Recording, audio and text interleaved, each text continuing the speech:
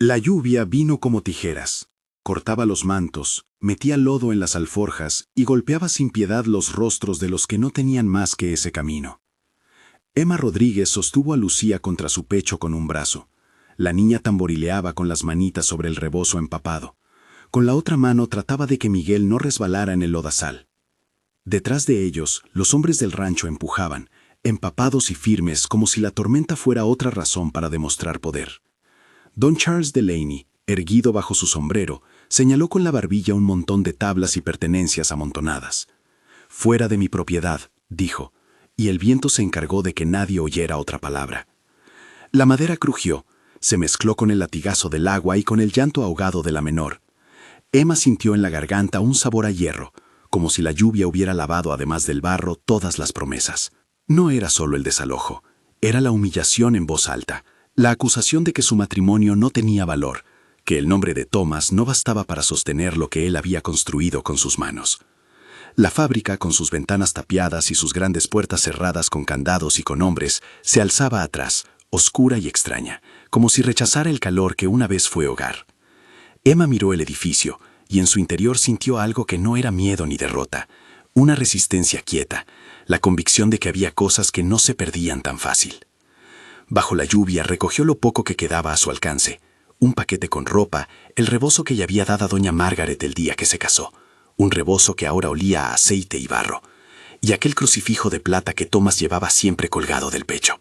Lo apretó contra su corazón y pensó en la voz de su esposo, en la promesa que había murmurado antes de irse, que las manos que forjaron algo no dejarían a su familia desamparada si la ley les fallara. «Cuéntame, ¿desde qué ciudad nos acompañas?» Antes de que la lluvia borrara las huellas de sus pasos, hubo otras lluvias y otros días con olor a serrín y a café recién hecho. Thomas y Emma no habían nacido hechos el uno para el otro por decreto. Se encontraron en una tarde de herramientas y de miradas tímidas, cuando él llegó al pueblo con unos remitos de hierro y una sonrisa que no fingía. Thomas Delaney Jr. venía con ideas y con manos marcadas por el trabajo. Su padre, Don Charles, tenía expectativas distintas de las que su hijo anhelaba. Thomas conoció a Emma en la herrería del pueblo, donde ella ayudaba en lo que podía y cuidaba a los suyos con una paciencia que parecía infinita. Ella le enseñó a ver la vida como quien cose un rebozo. Él le mostró cómo una pieza torcida de metal podía volver a servir. Juntos comenzaron algo que parecía un sueño demasiado simple. Una pequeña fábrica de piezas y herrajes para las monturas, un lugar de olor a cuero, barniz y humo. Más tarde, el sitio donde Miguel y Lucía rieron en medio de la bulla de trabajadores y de chispas de soldadura. Su unión fue discreta y profunda. No necesitaban proclamaciones frente al pueblo. Su vida era una cadena de actos cotidianos. La mesa con las migas de pan por la mañana, las herramientas limpias por la tarde, la virgencita en un rincón de la casa con unas flores secas. Thomas, aun siendo hijo de la casa de Delaney, había decidido construir su propia manera de honrar el apellido sin pedir permiso. Eso fue lo que los hizo blancos de la envidia de algunos y del recelo de otros. Para Don Charles, la fábrica de su hijo era una desviación peligrosa. Prefería, como cualquier hombre de su tiempo, que las cosas se mantuvieran según su plan. Thomas se apartó, construyó, vivió y amó con decisión. Cuando la fiebre lo derrumbó, dejó más que una casa vacía. La muerte de Thomas fue un golpe que abrió una cadena de maniobras. Primero vino el duelo, con rezos y pañuelos. Después, la inercia de la ley y del dinero, cuentas congeladas, acciones de abogados ligeramente vestidas de legalidad, testigos que cambiaban sus palabras como quien cambia de caballo. Don Charles, con la autoridad de su nombre, movió piezas que pocos supieron cómo frenar. Alegó, en voz baja y con papeles bien presentados, que la participación de Emma no tenía la misma solidez que la suya, que las facturas no cuadraban, que el registro en la oficina local no era claro. El pueblo, que una vez aplaudió las puertas abiertas de la fábrica, se dividió. Algunos trabajadores fueron tentados, otros simplemente temieron perder el pan. Las cuentas de la empresa quedaron congeladas por orden judicial. La maquinaria dejó de girar por falta de materia prima. Las voces que defendían la justicia se fueron haciendo pequeñas ante las monedas y los contratos. James Carter fue el que quedó al medio de todo eso con las manos vacías pero con un sobre sellado. Era amigo de ambos, un extranjero domesticado por el oeste, con la cara curtida por el viento y la honestidad como una costumbre. El día que Thomas cayó en la cama con la fiebre, lo llamó aparte, le tomó la mano y le entregó el sobre. «Guarda esto, amigo», le dijo Thomas con voz quebrada. «No lo abras hasta que las sombras pasen, o hasta que Emma y los chicos necesiten ver la verdad. James obedeció, no por miedo, sino por fe. El sobre, cerrado con cera roja y con la firma de un notario, parecía un objeto de contrabando en medio de la desgracia. Quienes lo vieron, susurraron, «Ahí debe haber algo que les pertenece». James no habló nunca del contenido, salvo con quienes sabía de confianza. Eran la escritura registrada en Phoenix, con el sello legítimo del notario Harold Whitmore, y una nota de depósito que acreditaba un monto por $1.800. Para los que conocen el peso del dinero en tiempos de escasez, 1.800 eran la diferencia entre cerrar las puertas para siempre y recuperar un pedazo de dignidad. Pero más que eso, había un diario con letra de Thomas, un mapa de su amor, un testimonio sobre cómo había querido proteger la obra que levantaron juntos. Todo eso estaba dentro del sobre, pero nadie lo abrió. El pueblo empezó a hablar de traición y de codicia. Don Charles pagó palabras a quienes convenía y tapó los oídos de los que protestaban con sus monedas. Fue una estrategia doble: descalificar la memoria de Thomas, sembrar dudas sobre la legalidad de los papeles y arrancar de raíz la lealtad de los hombres que trabajaban la fábrica. Al principio, la resistencia fue silenciosa. Esteban, el capataz, se negó a firmar una declaración falsa que lo acusara de mal manejo. María Santos cerró las puertas de su pensión a aquellos que insultaban a Emma en la calle. El sheriff Murphy, hombre que había jurado por la ley antes que por el oro, escuchó y anotó, pero la ley se movía lento y las influencias eran rápidas. Emma, empujada fuera del lugar que había sido su casa, se mudó con sus hijos a la pensión de María. La vida en la pensión no era cómoda, pero tenía calor humano, mesas compartidas, risas apagadas por la noche y el olor de los frijoles recién hechos que María sabía estirar para alimentar a más mocas. Allí, mientras Lucía dormía sobre las rodillas y Miguel limpiaba el arma de juguetes que le habían regalado, Emma se levantaba antes del alba, con la única arma que le quedaba, la decisión. Aprendió a leer papeles legales con la ayuda de James, a revisar facturas como quien revisa costuras y a negociar con proveedores que miraban con recelo su nombre. Ella no buscaba venganza, buscaba prueba. Sabía que si el papel era legítimo y el sello verdadero, la fuerza de los Delaney se desarmaría ante la belleza simple de un documento. La presión creció. Los Delaney no se conformaron con los papeles, contrataron hombres para que intimidaran a los trabajadores, ofrecieron dinero a quien confesara exceso y exigieron silencio. Hubo golpes en la noche para quien no aceptó. James apareció un día con la cara hinchada, las manos temblorosas. «Me sacaron de la cantina», dijo sin mirar a Emma a los ojos. «Me dejaron claro que el sobre sería peligroso». Emma le apretó la mano y en silencio supo que la tregua con la desesperación se agotaba. Miguel, que ya veía al padre en los muebles y en las herramientas, se paró una mañana frente a la fábrica cerrada y dijo con la tersura de sus 10 años, «Mamá, el lugar está respirando, pero no deja salir nada. ¿Qué hacemos?». Emma miró al niño, vio en él la continuidad de lo construido y supo que su decisión no era solo por ella. Hubo un momento en que una pequeña chispa reavivó la esperanza. Era un detalle de los que pasan desapercibidos para los que miran con prisa. El crucifijo de Thomas, que Emma había guardado desde el día de la enfermedad, tenía en su reverso una muesca diminuta, casi invisible. Ella lo desenrolló una tarde, cuando la lluvia otra vez golpeaba los tejados y las ventanas temblaban. El crucifijo no era joya de esclavos ni reliquia apocopada. Era un objeto sencillo y marcado por el uso. Sin embargo, en la plata corroída por el sudor, Emma vio un símbolo, una pequeña estrella con una G en el centro, como una marca de oficio. Thomas solía acariciar aquel crucifijo antes de dormir. A veces, cuando nadie miraba, lo besaba y decía palabras en voz baja que Emma apenas entendía. Ahora, sentada junto al farol, la vio y supo que la marca tenía una historia. James, cuando ella le contó de la muesca, dejó el sobre la mesa de la pensión. Sus manos temblaron apenas, y por un segundo hubo miedo en sus ojos que no quiso admitir. Thomas dejó pistas, dijo en voz baja. Me dijo, si algo nos pasan, guarda lo que te doy. Y si viene el momento, mira lo que siempre llevo. No especificó más. Emma palmeó el crucifijo y la palabra que se le vino fue la misma que le dijo una vez doña Margaret al verlos juntos. Comienzos. Thomas siempre decía que en los comienzos se encuentran las soluciones para cuando todo parece perdido. Emma pensó en la primera viga que ataron, en la primera fogata donde se prometieron no ceder a la desesperanza. Si había un escondite, sería en el corazón del lugar donde nacieron todas las piezas, la mesa del taller, la mesa donde Thomas repuntaba y reparaba, la madera que sentía las manos de su esposo mejor que nadie. No fue ingenuidad, fue memoria y cálculo. En la vieja mesa del taller había clavos viejos, surcos de sierra. un hueco donde Thomas guardaba lápices y reglas. Muy pocos sabían que en una de sus patas él había trabajado una rebaba, una muesca que nunca se usó. Emma recordó la frase de Thomas, la mano que siempre encontraba el tornillo que faltaba, que susurraba: guarda lo que es de verdad. Al mismo tiempo, James sacó el sobre y lo miró con una mezcla de reverencia y fastidio. Dentro no solo estaban los papeles, sino también instrucciones. Thomas tenía la costumbre de dejar notas en el diario, y había bosquejado un mapa con palabras que solo alguien de confianza podría descifrar. James no había abierto el sobre por temor a acelerar la violencia de los Delaney. Si el sobre salía a la luz, los Delaney podrían preparar la destrucción de cualquier prueba. Pero ahora, con esa muesca en la mano de Emma, todo cambió. La esperanza dejó de ser una palabra, para convertirse en un plan. La fábrica estaba vigilada.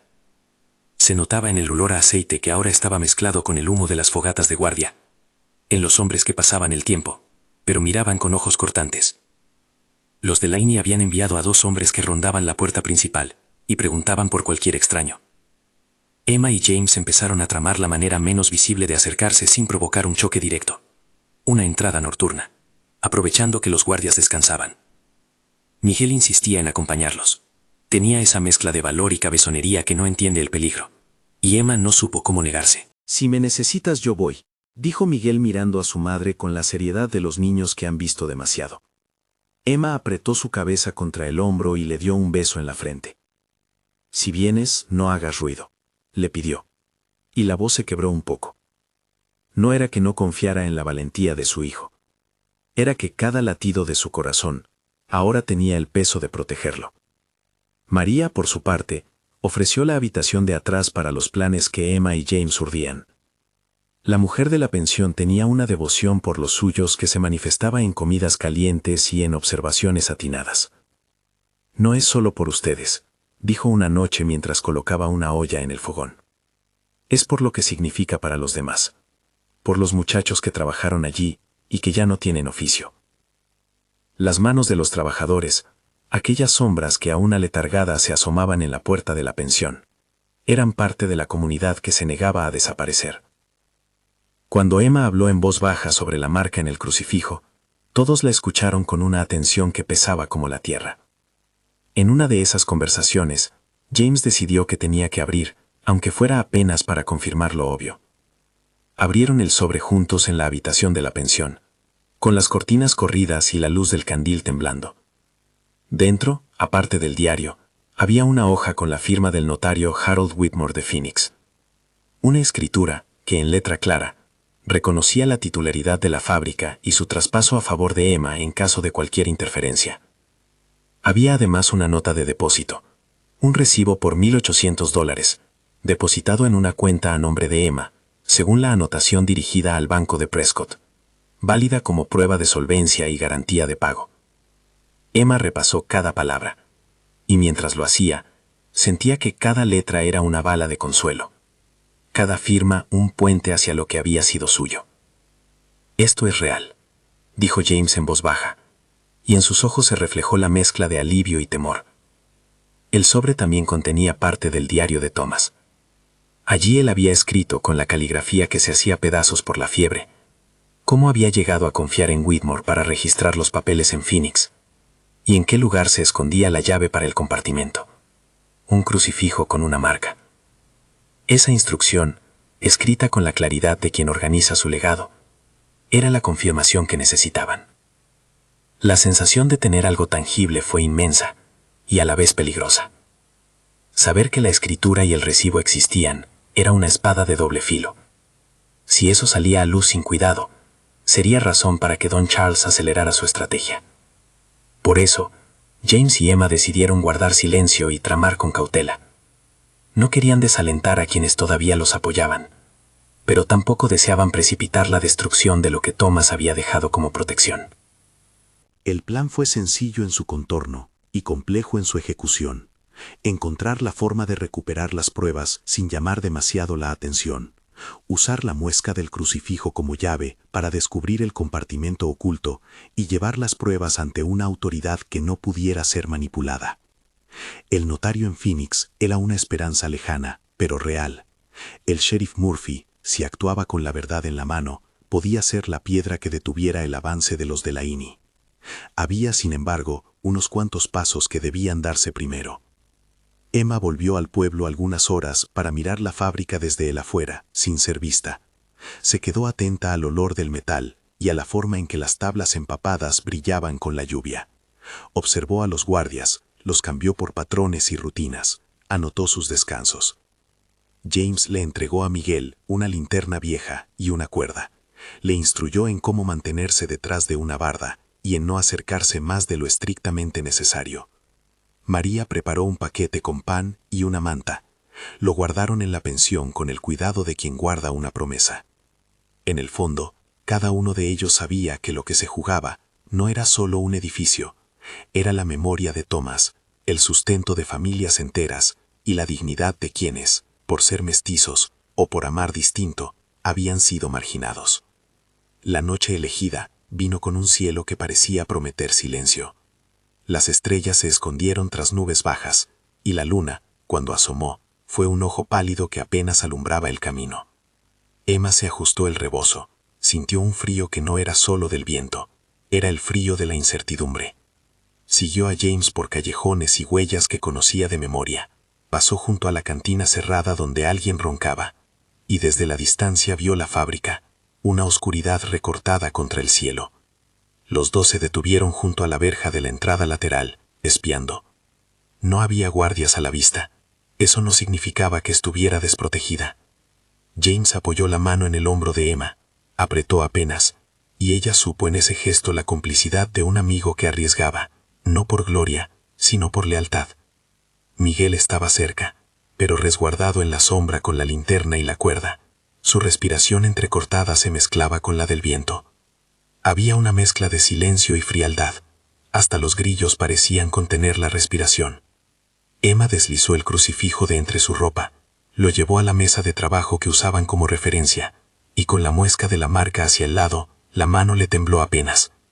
Recordó las palabras de Thomas en el diario: lo que se protege en el origen.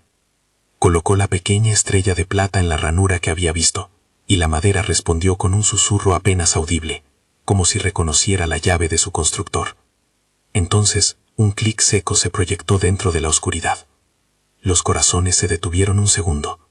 La tensión era palpable, y la sensación de traspasar un umbral fue más intensa que cualquier ruido. Emma, James y Miguel intercambiaron miradas. A lo lejos, una rama se rompió, pero no fue suficiente para desatar el desastre. La mesa, que había sido testigo de amor y trabajo, dejó ver una rendija, un pequeño compartimento que expulsó, con su olor antiguo, la respiración del tiempo. Dentro, envuelto en una tela que aún guardaba el olor a jabón de lavada, parecía haber algo que no era solo papel. Era la promesa de un hombre que, aún en la enfermedad, cuidó de su familia. Emma deslizó la mano dentro y sintió el borde de una carpeta, luego el raspado de la cera del sello. La magnitud del momento la sobrecogió. El tiempo, hasta entonces sometido a la paciencia del plan, pareció adelantar un paso. Los pasos que habían dado hasta ese instante tenían ahora un destino, el contenido del compartimento. Fue allí, justo antes de sacar lo que podría cambiarlo todo, cuando a lo lejos se oyó un galope. Un caballo que venía con prisa, el ruido de botas sobre terreno mojado, y una voz que no querían escuchar. Alguien, desde la casa grande del Delaney, había notado movimiento. Emma congeló la mano dentro del hueco. Entonces recordó que la batalla por la justicia a veces se gana con papeles y otras con la valentía de mirarlos en voz alta. Tenía en la punta de los dedos la escritura de Whitmore, la nota de depósito por $1,800 y el diario de Thomas. Tenía, en suma, la evidencia de que Tom Charles no había ganado a pura fuerza. Pero también estaba el riesgo inmediato. Si la guardia descubría el compartimento abierto, el sobre podría desaparecer, o peor, servir como excusa para algo peor. La decisión, en ese instante, dejó de ser algo mental y se volvió cosa de piel y respiración. Allí, bajo el cielo que apenas dejaba pasar la luna, con la lluvia reciente aún en las vijas de la fábrica y la sombra de los Delaney al acecho, Emma tomó una decisión que era más grande que ella: cerrar el compartimento sin sacar nada y esperar una señal, un momento más seguro para revelar lo que Thomas había guardado. Fue una decisión de paciencia, no de miedo. James apretó la empuñadura del sobre con la otra mano, como si tocara la promesa sin abrirla, y Miguel, con la linterna escondida en el pliegue de su ropa, miró a su madre como quien mira a un faro en la distancia. El galope se acercó. Una figura se recortó en la pronunciada sombra, un mensajero o un guardia enviado por Don Charles, con la cara iluminada por el destello de la luna húmeda. Un farol se balanceó, y con él la pregunta que sellaría el resto de la noche. Habían sido vistos.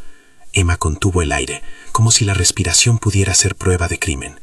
En el instante en que la figura alzó la vista y miró directo hacia la entrada lateral, el compartimento cerró con un suave chasquido que pareció casi una oración. Emma apretó el crucifijo contra la piel, sintiendo en la plata el latido de una esperanza que se había vuelto urgentemente necesaria. El jinete pasó de largo. Cuando la figura se desvaneció en la negrura del camino, el miedo que había apretado sus costillas se fue como la niebla cuando el sol lo alcanza. No era valentía sin costo, sino una decisión sostenida por la obligación de hacer lo que Thomas había previsto. Sacó la mano del hueco con cuidado, ahora sin prisa. El compartimento entregó sus secretos como quien cumple una promesa tardía. La carpeta con la escritura, el sello de cera todavía intacto, el recibo del depósito por $1,800 y el cuaderno de páginas dobladas donde Thomas dejó líneas que olían a sudor, a noches en vela y a amor.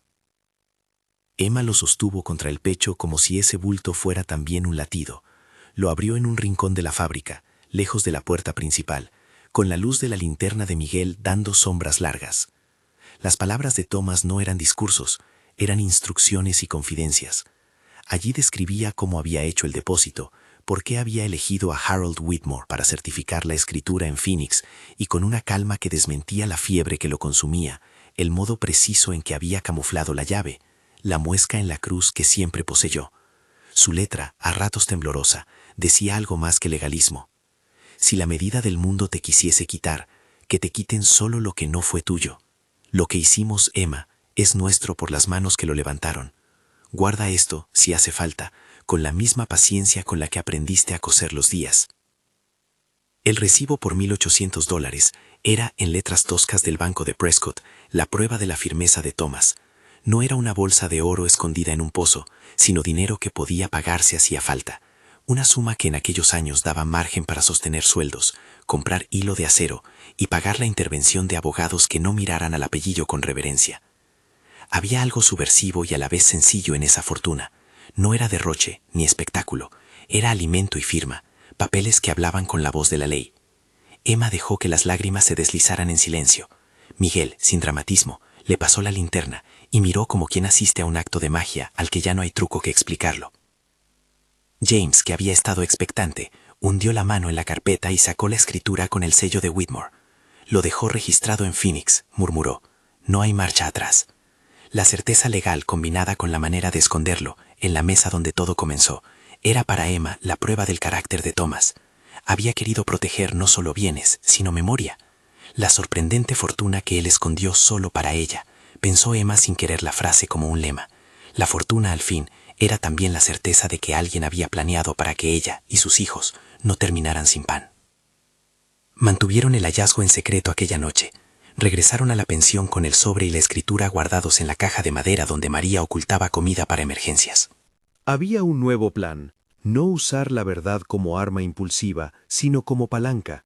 Avisar al sheriff Murphy, presentar las pruebas con el notario a la vista y forzar la legalidad a hacer su trabajo frente al poder de los Delaunay.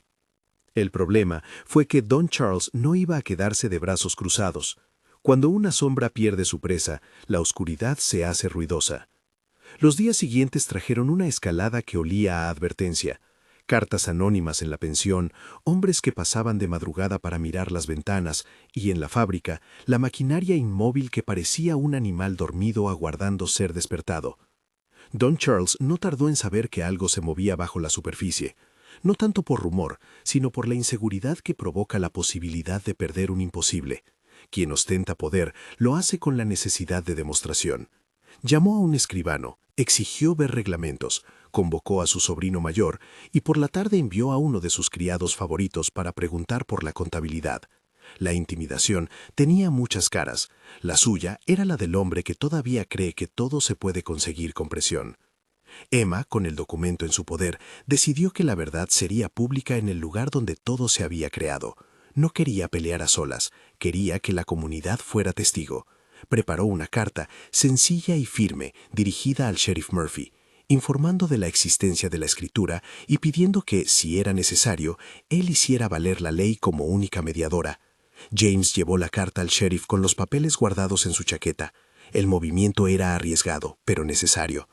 Murphy leyó con la lentitud de quien entiende el peso de cada palabra. No era un hombre de vanidad, sino de razones. Sus ojos pasaron sobre la firma de Harold Whitmore y en ellos se encendió una idea. Había que invocar la ley ante el público, sin juego de fuerza. En la mañana en que fijaron la cita, la fábrica apareció con su fachada sucia pero digna, y en la puerta una mezcla de vecinos, los que querían ver arder, los que esperaban justicia y los que solo querían entender. Don Charles llegó con el porte de siempre, cubierto por su sombrero y con la arrogancia como abrigo. Traía a 3 hombres de su confianza, el reclamo de la tradición familiar en la boca y aquella voz que intenta sustituir argumentos por órdenes. Atrás de él, algunos que se habían dejado convencer por monedas y miedo se pararon como sombras con problemas de conciencia. El sheriff, con porte sobrio, cruzó la valla y pidió silencio.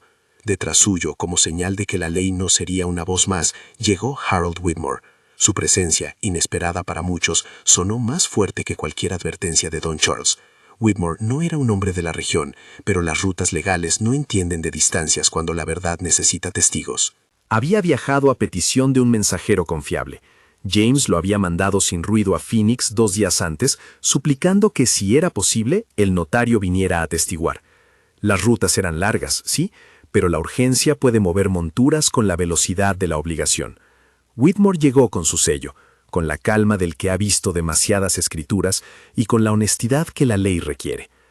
Emma salió al encuentro con la carpeta en sus manos, el rebozo apretado como una bandera. En su rostro no había rabia descontrolada, sino una mezcla de expectación contenida y una dignidad que no pedía permiso.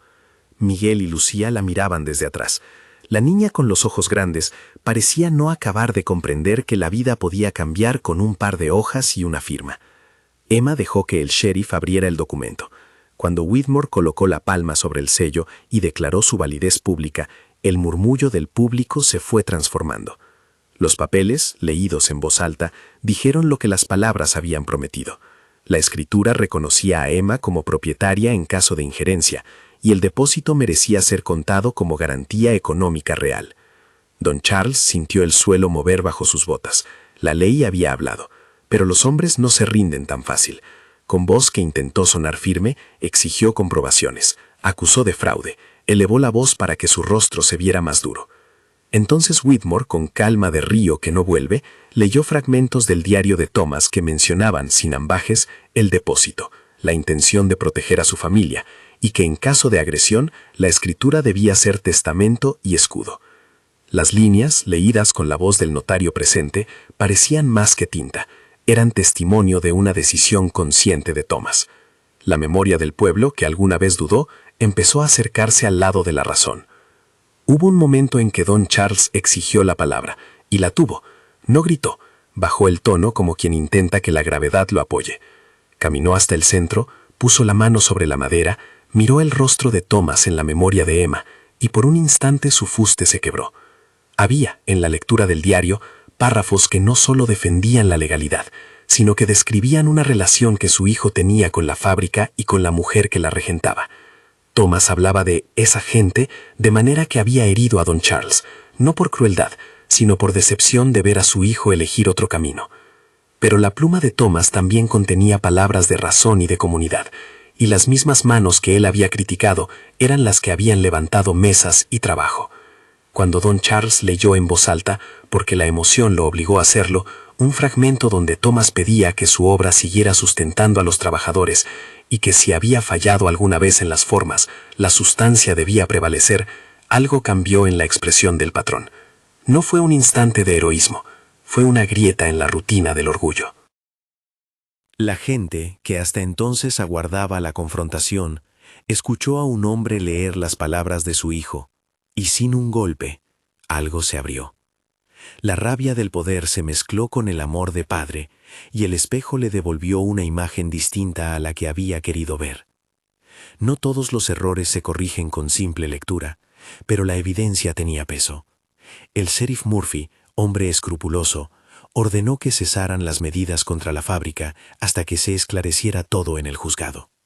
Whitmore certificó la escritura, la ley recogió pruebas, y con su gesto, la posibilidad de que Don Charles continuara la expropiación se fue deshilachando. Algunos de los hombres que habían venido con él bajaron la mirada. Otros, más rígidos, se sintieron desaforados. Pero la presencia de la escritura y la voz del notario, juntas, desarmaron la retórica que se había construido con dinero y miedo. En medio de esa tensión, Thomas dejó en su diario un párrafo dirigido muy directamente a Don Charles.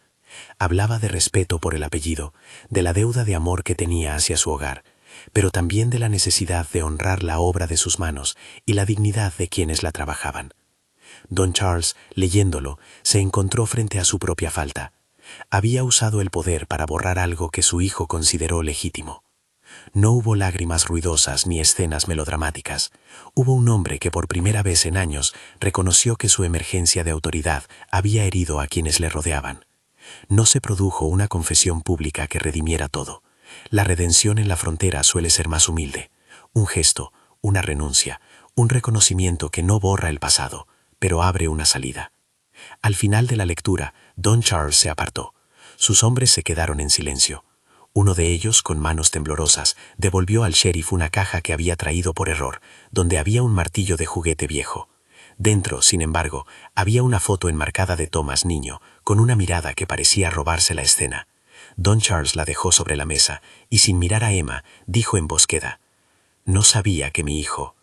No fue un intento de excusa, fue la forma que encontró su orgullo para empezar a desvestirse. Whitmore oyó la frase y asentó con la gravedad de la ley. Las escrituras están claras. Esto se decide por pruebas, no por fuerza. Hubo murmullos y luego una decisión del sheriff. Se levanta la orden de congelamiento de las cuentas. La fábrica queda en posesión de quien la escritura reconoce.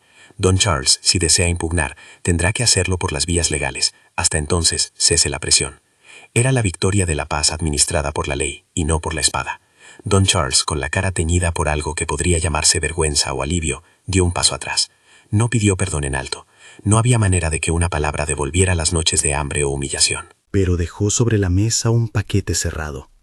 Dentro, un martillo de juguete y una foto de Thomas con la nota «Que la memoria mande más que la ley del puño».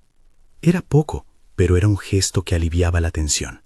James, con un silencio más sereno, se quedó cerca de Emma como un soporte leal que no necesitaba anuncios. Hubo un momento íntimo que nadie vio, salvo los que la querían mirar como en secreto. Emma, una noche de trabajo terminada, fue al rincón donde Thomas solía dejar la cruz en la mesa y con voz apagada pronunció unas palabras propias de la gente que confía en el esfuerzo más que en el destino. «Virgencita», dijo apenas, porque en los bordes de su fe había una forma de consuelo que no exigía milagros, sino paz. «Gracias por lo que vino y por lo que vendrá. Dame fuerza para sostener lo que se nos dio». Fue una oración pequeña, sin grandilocuencias, que la acercó a su esposo ausente. No pidió cosas imposibles, pidió resistencia suficiente para no dejar caer el legado que la ley ahora reconocía. Con la fábrica funcionando, la vida fue tomando ritmo. Esteban y los demás hombres encontraron que el trabajo no solo daba pan, sino sentido. Se organizó una caja común para aquellos que necesitaban ayuda temporal. Se habló de enseñanzas para los jóvenes del pueblo, para que aprendieran oficios y no solo a temer los mandatos de los poderosos. Emma se convirtió en un símbolo de resistencia y de trabajo diligente. Su nombre empezó a decirse como ejemplo de cómo se enfrenta la adversidad con inteligencia y paciencia. La relación entre Emma y James ganó cercanía en los gestos cotidianos, un compartir de responsabilidades, un cuidado que no subía a palabras comprometedoras. Había historia entre ellos, sí, pero también un pacto tácito de respeto hacia la memoria de Thomas. No hubo traición en gestos simples, hubo lealtad a lo que ambos creían que era justo. Los que buscaban escandalizar no encontraron motivos que alimentaran sus habladurías, porque la vida fue imponiendo su propio tejido de trabajo y necesidad. El pueblo poco a poco fue repensando su mirada. Los Delaney se vieron obligados a reconocer que el apellido no lo era todo, que la ley y la comunidad podían hacer preguntas incómodas.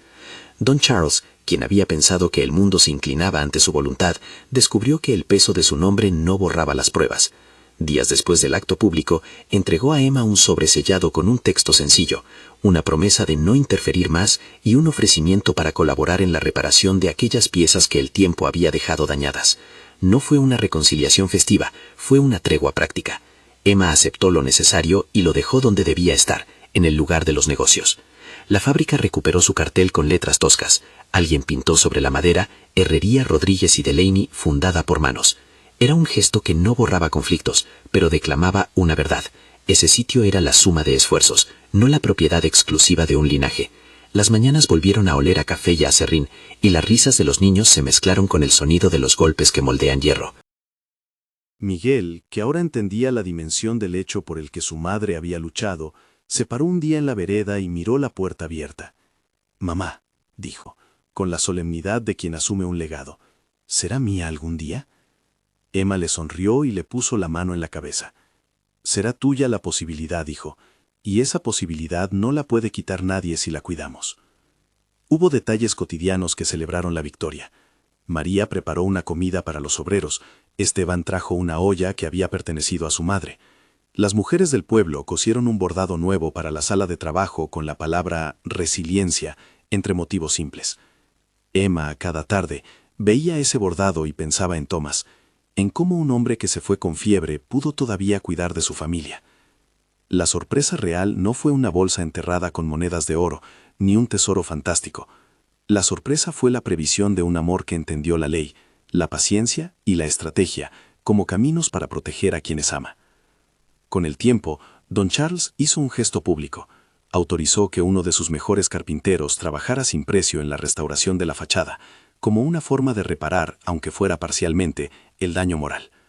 No fue orgullo el que lo movió, sino la moda discreta de quien ha aprendido que ciertas rivalidades se pueden convertir en colaboraciones, siempre que no se exija una rendición total. Whitmore siguió siendo notario de confianza para documentos futuros.